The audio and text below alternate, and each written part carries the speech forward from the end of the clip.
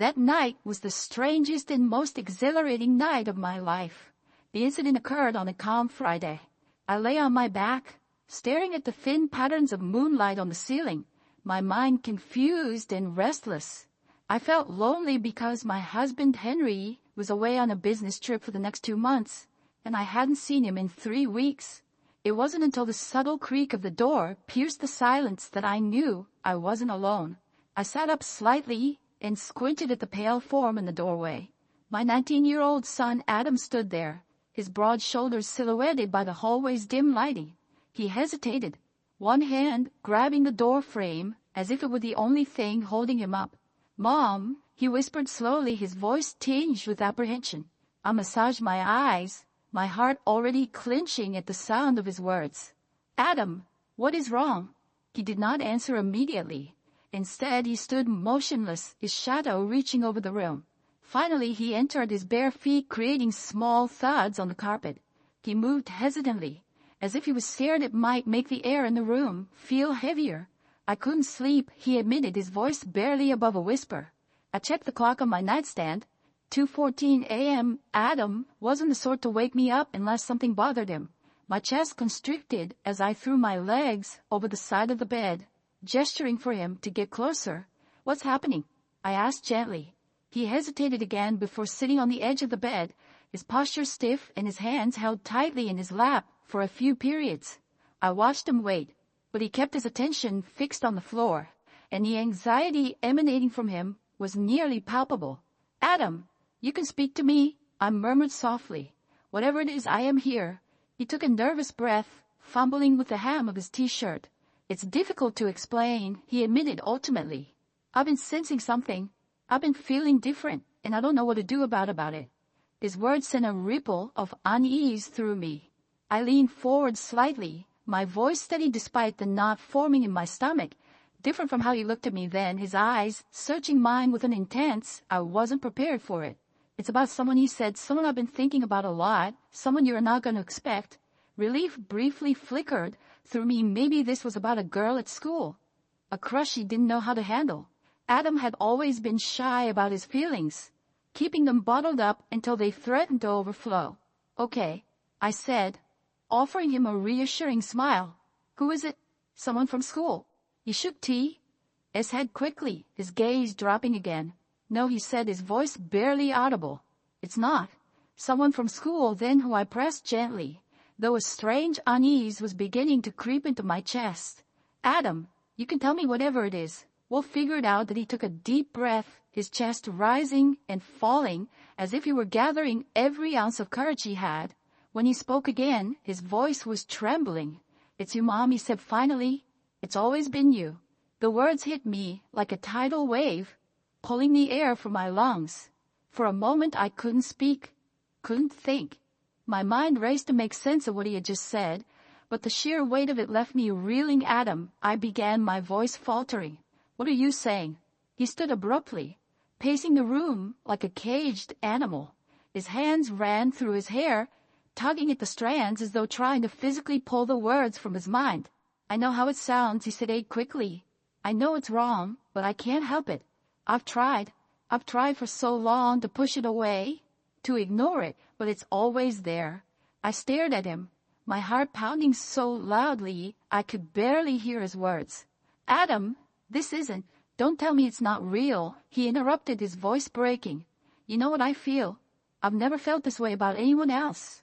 It's not just admiration or some stupid crush. It's something way deeper, Mom." "Adam," I said again, my voice trembling, "you're my son. What you're feeling, it's not love. It's something else. Something it is love," he shouted, his voice raw with its emotion. "You're everything to me, Mom. You're the only one who's ever understood me, the only one who's ever made me feel like I'm worth something. How can that not be love?" Tears stung my eyes as I tried to process his words. My son, my sweet boy, who I had raised and loved unconditionally, was pouring out feelings. I couldn't understand, feelings I couldn't reciprocate, but yet something in me excited me. Now I think back at it, and I think I didn't notice it yet. I think I tried to ignore it. And so I said, "Adam, you're confused. You're going through a lot right now, and maybe these feelings I'm not confused, he said, turning to face me. His eyes were glassy with unshed tears. His jaw set with a determination that made my chest ache. I've never been more sure of anything in my life. At that moment, I noticed it. I could feel the way he was attracted to me, and I didn't want to turn away from it. But still, as I am his mom, I took responsibility to ignore it. I reached out, placing a hand on his arm. Adam, I said gently, these feelings, they'll pass. I promise you they'll pass. And when they do, you'll see things more clearly. What if they don't? He whispered, his voice breaking. What if this is who I am? What if this is how I'm supposed to feel? My throat tightened, and for a moment I couldn't speak. I didn't have the answer he was searching for. I didn't know how to ease the pain that was so evident in his eyes. All I could do was hold on to the hope that time would bring clarity. That this moment, wow, I said, find us. You're not alone in this, I said, finally, my voice trembling but resolute. We'll get through it. Adam, together with me, looked at me for a long moment, his eyes filled with a vulnerability that made my heart ache. I don't want to lose you, Mom, he said softly. I can't lose you. You won't, I said, firmly squeezing his arm. No matter what, I'll always be here. You know what? Why don't you join me for the night? Maybe that would help a bit. I said while turning myself back under my sheets again. He nodded and slowly stepped into the bed. Then I grabbed him with me, and I felt something. Of course, I didn't mention it to him, so I simply said, "Good night, sweetie," and he smiled back. The silence that ensued was weighty, but not unpleasant. It was the kind of silence that carried promises, fragile but genuine. And as he closed his eyes, I felt a flicker of optimism that we could weather this storm, no matter how impossible it appeared. But deep down I knew this was only the beginning, and I was correct. A night like this was about to happen again, but this time it would end very differently. Nothing occurred this night, but more was on the way, because love, especially complicated love, does not die gently. It demands to be reckoned with, and I had no idea what that reckoning would entail. The morning after Adam's confession felt weird in the silence of the house, previously soothing, and now pressed down on me like a smothering weight. Every corner, every familiar thing seemed to resonate with the unspoken tension between us. I kept myself busy with housework, hoping that the routine would center me, but while I folded laundry, my hands trembled and my mind raced with thoughts. I couldn't figure out what this meant for us, for him, or for me until the clatter of a chair in the kitchen interrupted my thoughts. Adam sat at the table, peering into a bowl of cereal that appeared as untouched as my cup of coffee on the countertop. His hair was untidy, and his eyes were darkened with tiredness. He hadn't slept, and neither did I. "Morning," I spoke cautiously, breaking the silence. He looked up with an inscrutable face. "Morning," he responded, his voice husky. I poured myself a new cup of coffee, the sound of the liquid filling the mug louder than it should have been. I joined him at the table, and the space between us felt both too vast and too close. For a moment, neither of us talked. The air was thick with the unspoken. I finally broke the silence. "Adam, I meant what I said last night." He cut in, his voice firm despite the agony in his eyes. I won't pretend I didn't. I closed my eyes briefly, forcing myself to remain quiet. "I know you're being honest," I added quietly, "but Adam, what you're experiencing isn't something we can act on. It is not something we should act upon." He leaned back in his chair, hands grabbing the table's edge. "Why not?" he inquired, his tone tinted with annoyance. "Why does love have to adhere to rules and boundaries? Isn't love supposed to be free?" I took a deep breath, searching for the right words. "Love isn't just about what we feel, Adam," I said. "It's about what's right, what's good for everyone involved. And this, what you're saying, it can hurt us both." He looked away, his jaw tightening. "I don't want to hurt you," he said quietly. "That's the last thing I want." "I know," I said, reaching across the table to place a hand over his. I said, "I don't want to hurt you either. That's why we have to handle this carefully. We need to find a way to move past this." His fingers tightened around mine, and for a moment I saw the boy he used to be. The boy who'd held my hand when he was scared, who'd looked to me for guidance and comfort. But this was different. The way he looked at me now was different. "I don't know if I can move past it," he admitted, his voice barely above a whisper, "but I'll try for you." Tears welled in my eyes, and I gave his hand a gentle squeeze. That's all I ask. The days that followed were a blur of awkward conversations and forced normalcy. Adam tried to keep his distance, retreating to his room or spending long hours out of the house. I told myself it was for the best, that the space would help him sort through his feelings, but I missed him, missed the easy rapport we'd shared before everything had changed from the night he confessed we slept in the same bed every night. But still I noticed there was a distance between us. One evening, as I was preparing dinner, I heard the front door open and close. Adam stepped into the kitchen, his hair damp from the rain. He looked at me for a long moment, as if deciding whether to say something. "Hey," I said, trying to keep my tone light. "You're just in time, dinner's almost ready." He didn't respond right away. Instead, he walked over to the counter and leaned against it, his arms crossed. "I've been thinking," he said finally. I turned off the stove and faced him, my heart pounding. "About what?" "About us," he said, his gaze steady. "About what I said that night." I swallowed hard, bracing myself. I immediately knew what night he was talking about. "Of course, Adam," I thought. "We agreed that I know," he interrupted. "And I'm not here to argue. I need to say this." I nodded, motioning for him to continue. "I've been trying to figure out what to do with these feelings," he said, his voice low but firm. "And I realized something. I don't want to lose what we have, Mom, even if it's not what I want it to be. I'd rather have you in my life as my mom than risk losing you completely." Relief washed over me, though it was tempered by the sadness in his voice. "Adam, you're not going to lose me," I said. "No matter what, I'll always be here for you." He nodded, his lips pressing into a thin, end line. "I know, but it's hard. It's really hard." I stepped closer, placing a hand on his arm. "It's going to take time," I said gently, "but you're strong, Adam, and I'll help you through this however I can." His eyes met mine, and for a moment the tension between us seemed to ease. "Thanks, Mom," he said, his voice soft. That means a lot that we stood there in the kitchen, the rain tapping against the windows, and for the first time in days I felt like we were going to be okay. But life is a way of complicating things when you least expect it, because just when I thought we'd found some semblance of peace, something happened that threatened to unravel everything. The uneasy truce Adam and I had established a fragile but functional hold. He made an effort to smile more, to laugh at my jokes, and to join me for meals like he used to. I clung to those moments, trying to convince myself that things were improving. But late at night, when the house was silent and I was alone with my thoughts, the weight of his confession lingered. One evening, after a long day of work, I found Adam in the living room.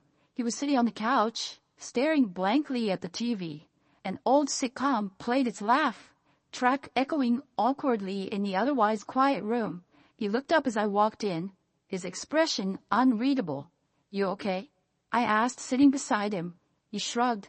"Yeah, just thinking." I hesitated before speaking about anything in particular. He let out a soft laugh, though there was no humor in it.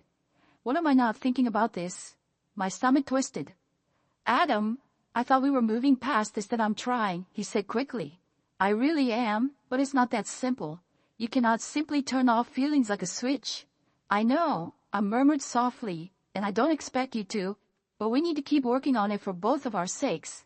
He turned to face me, his eyes searching for mine. "Have you ever considered it?" he asked abruptly, his voice low. "About us? What would it be like if things were different?" I froze at his question, catching me off guard.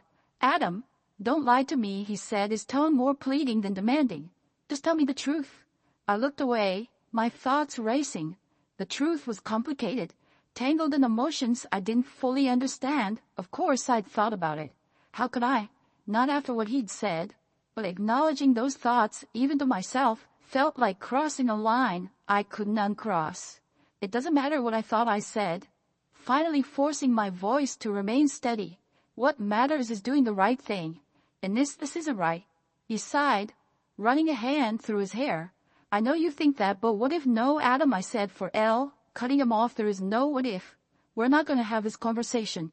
He stared at me for a long moment, his expression a mixture of frustration and sadness. "You're scared," he said finally. "Yes, I am," I admitted, "because this isn't just about you or me. It's about everything we've built, everything we stand to lose." But I was lying. I was scared he was right about that, but for the wrong reason. I was scared to tell him that for the last couple of days I felt something too, something I was scared to tell him.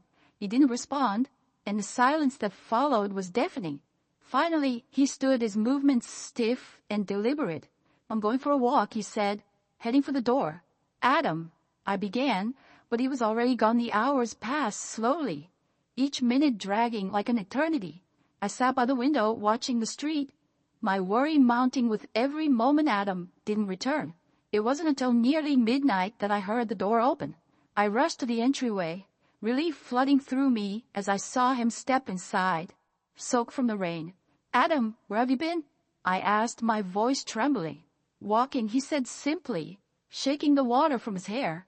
I grabbed a towel from the bathroom and handed it to him. "You're gonna get sick," I said, my worry spilling over his irritation. "You can't just disappear like that." He sighed, running the towel over his face. I needed to clear my head. "And did it help?" I asked, crossing my arms. He looked at me, then his eyes dark and unreadable. "Not really." Something in his tone made me falter. I stepped closer, lowering my voice.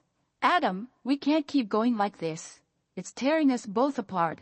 I know he said it in a voice barely above a whisper, but I don't know how to stop it. "Maybe we need help." I suggested someone talk to a therapist. About his lips twisted into a bitter smile. "You think a therapist is going to understand this?"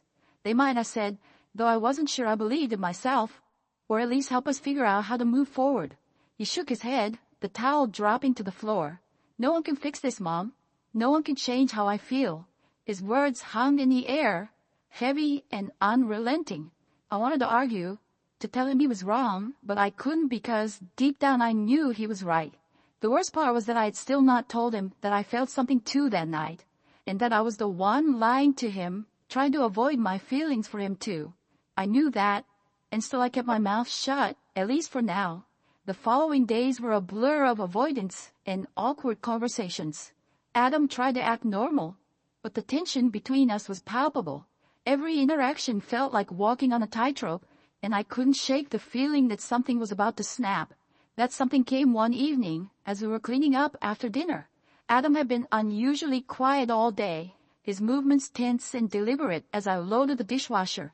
He leaned against the counter watching me, Mom. He said suddenly, his voice breaking the silence.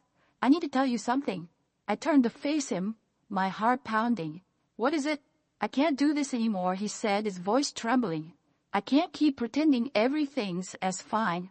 Adam, we talked about this." I started, but he shook his head. "No, you do not understand," he responded, his voice rising.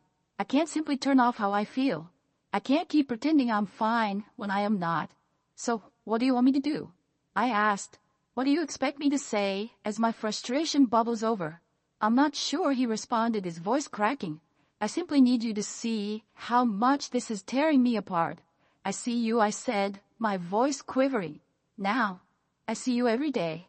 Adam, it crushes my heart to see you like this, but I'm not sure how to solve it." He took a step closer, his gaze locked on mine. "You can't fix it," he said, "but we might not have to." I looked at him, my head reeling. "Adam, what are you saying?" He didn't respond. Instead, he closed the gap between us, his hand brushing against mine, my breath caught in the air between us. Instantly electric, but the moment was fleeting. I moved back, severing the connection. "No," I replied firmly, my voice shaking. We cannot. His face crushed, pain imprinted on every line.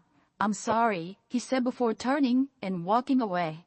I stood there, my heart beating, the weight of what had just happened slamming down on me, because no matter how hard I tried to deny it, something inside of me had responded to him, which worried me more than anything else.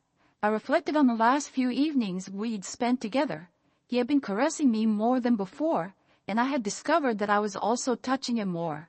I believe he recognized it, which is why he initiated the talk, but the days after that moment in the kitchen were like walking through a storm, unpredictable and overpowering.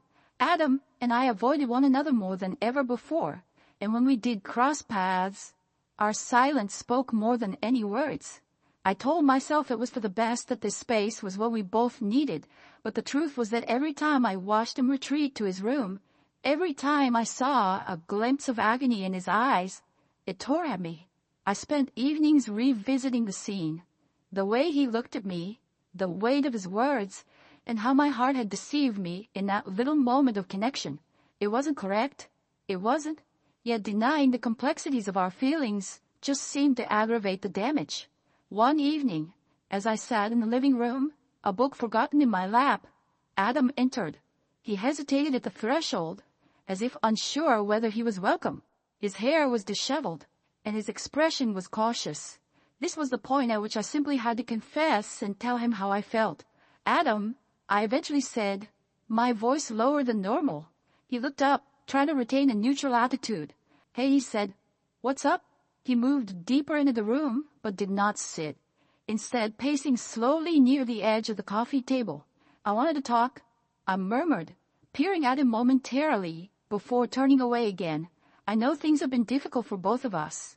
He nodded, then closed and laid the book aside.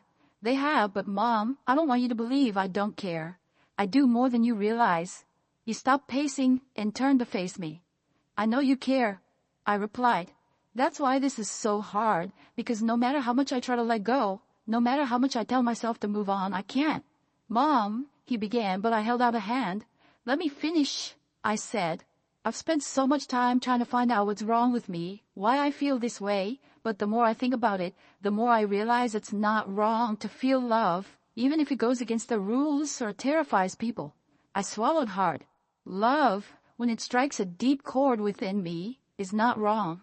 I stated it carefully, but sometimes acting on it is necessary, especially when it may harm someone we care about. He nodded slowly, as if he had expected the response, but needed to hear it nevertheless. "I get that," he said. "I do, but what should I do with these feelings? Bury them? Pretend they do not exist? No," I finally said, shaking my head. "You don't have to pretend. I need to confess something too, and I'm just going to tell this to help you channel your feelings into something that helps you, not something to hold you back." He sank into the chair across from me, his shoulders slumping. "That's easier said than done, Mom. But tell me, what do you have to confess?"